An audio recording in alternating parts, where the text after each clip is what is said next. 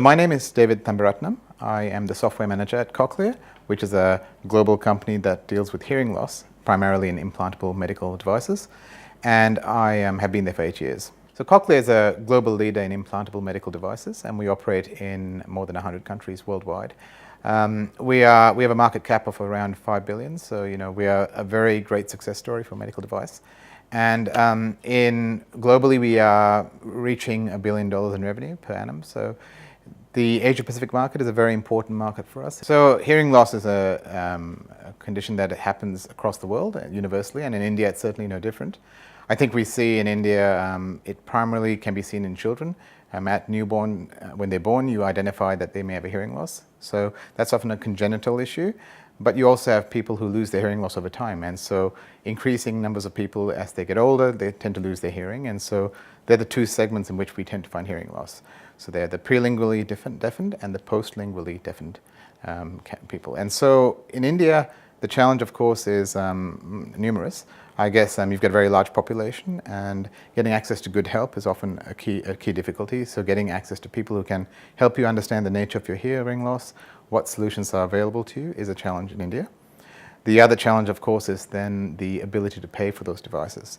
So hearing aids are quite expensive. Cochlear implants are even more so expensive. And so for a lot of people who are in the lower socioeconomic brackets, it's a difficult thing for them to be able to pay for those devices. The good news, of course, is India is changing rapidly. So for example, 8 years ago when I started working at this organization, Cochlear implants were all pretty much sold through user pay, which meant that the user had to pay for it. And that often meant that we are getting upper middle class buyers, and they had to do a fair bit of sacrificial saving and working with their family and charities to try and find ways to pay for the device. But today, about 70% of our units that we sell in India are done through government tenders or government programs. And so actually what that means is that we're able to help people here who could never get access to it before. So that is really fantastic news, because it means more people are getting the therapy and are not living a life of exclusion from society. There are many reasons why people lose hearing. I think partly they're genetic, so depending on your parents and your ancestry, you may end up having defects in your hearing, and so when you're born, you may have a congenital loss. Now, in countries where there's more interbreeding, you tend to find an increased number of people with congenital loss, and so certainly in some of the rural areas in India, I expect we might see an increase in congenital deafness. But that's a kind of a constant. But the largely increasing number is in developed markets, we have an increasing aging population. And so we're seeing more and more people who are losing their hearing over time. And people who lose their hearing over time, it can happen for many reasons. You get sick, you get an illness, and it affects your cochlear nerve, and then you lose hearing. So there are many kind of etiologies which can result in that. But one of the most basic ones is just that over time, your cochlear nerve stops responding to the high frequencies of sound, and so you start to lose hearing, and that happens as you get older. And that's when people typically start to use a hearing aid, because they go to an audiologist who recommends a hearing aid.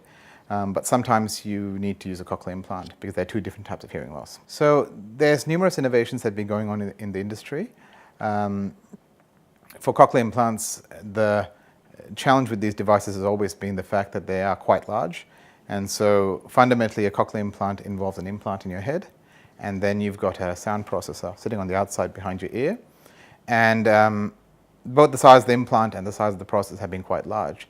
So in the last 15 years, we've seen dramatic reductions in those sizes, so that now you can implant a one-year-old baby, and the device does not protrude from the scalp.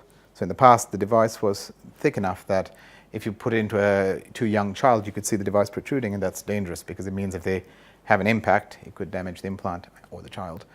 So now that miniaturization has been a key factor and a technological improvement that brings the size down.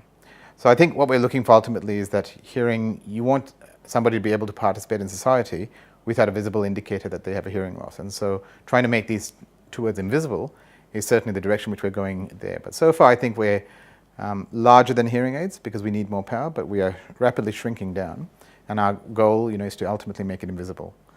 That's one innovation. The second one is battery life. So battery technology is very important. Our devices use a lot of power. And because of the nature of what we do, we make specialized chips. actually for our devices, so we can't use standard off-the-shelf components. And so power is very important to us, and so battery technology is important in allowing us to deliver more power for smaller size batteries, which is part of miniaturization. Another big technology improvement has been around how we process the sound. So when somebody has a cochlear implant in their head, what we are doing is we are reinterpreting the sound for them so that we can deliver stimulus directly to their cochlear nerve. And so to do that, we have to process the sound and encode it. And the way we do that has improved dramatically in the last 15 years to make the sound as natural as possible. I would say we are maybe halfway there. I think there are still plenty of areas to improve, such as the way recipients can perceive music, or how they perform in very loud environments. There's more that can be done to improve the sound quality. But I think today, without a doubt, a cochlear implantee who's been implanted at the right time and has been implanted well and been given good therapy will perform well and should be indistinguishable from any other person. So I think the most important thing here is thinking about social inclusion. In a lot of markets, if somebody is born deaf or develops a hearing loss, they tend to move into a different community, where they move into a deaf community and they integrate into that society, and they have different work capabilities because of the hearing loss. And what that means is, in effect, a form of social exclusion from the rest of society. And also, if you look at it economically from a productivity perspective, it's difficult to contribute in the same way back into the economy. Somebody with a cochlear implant can contribute to society just like you or I, and so they are able to function and contribute just like anybody else. And I think that's the major benefit. So by implanting somebody at the right time, it's very important it's done as early as possible, and that they are given the right therapy. If those things happen, those members can join society like everybody else. And when it comes to, so I've talked about work, but there are also social factors. So for example, marriage in India, one of the things that we often hear parents talk about is how will my child get married? And that is a very real and valid concern, because people will possibly shun their child for marriage. And so if you can make them function as much as possible like a normal person with normal hearing loss, then you allow them to have that opportunity as well. So marriage and children becomes more of a possibility. Another example, of course, is the fact that we know that social isolation is also tied to cognitive decline and things like dementia. And so if you have people integrating into society, so think of elderly people who are losing their hearing that don't get it treated, they eventually are shut out, they lose that stimuli, and then that ties to further decline cognitively. And so by giving the appropriate therapy in place, you bring these people back in and you extend their life and you decrease their cognitive decline. So they're very important as well. GlobalLogic is a very trusted partner for us. We work closely with them on a number of projects as a development and testing partner. And so they effectively form an extended part of our R&D capability in India. And so we've been using them for a number of years now for a few projects, and I think we've had excellent service. Like any third-party relationship, it has to be based on wins and wins, and we have a very good collaborative relationship with them. I think there are a few trends that are going on right now that make it very promising for the future. If I think about it from a technology perspective, we have an increasing push towards invisible hearing, so that eventually the device will no longer be visible on the outside, but rather completely implanted. That's something I expect we will see great strides in the next 5 years. The other area I see is the fact that more and more people are looking at connected health, which is recipients or patients who are at home with a device that is connected to the internet, and through that doctors and their associated caregivers can look after them. And I think that'll be becoming an increasing trend. In markets like India, where there's limited access to skilled medical resources, if you can have them looked after remotely or spend less time because they don't have to travel, you might be able to see more patients. And it also allows you to distribute the skills. So I think who treats you in the future may not be who treats you today. That's just technology. I think the other things going on, I think in India, the increased amount of reimbursement that comes from your governments and from charities is going to mean more people get the opportunity to hear. With that, I think will come other social changes that I see to innovate. And then finally, I think there is innovation to be done on the side of how we identify and treat hearing loss.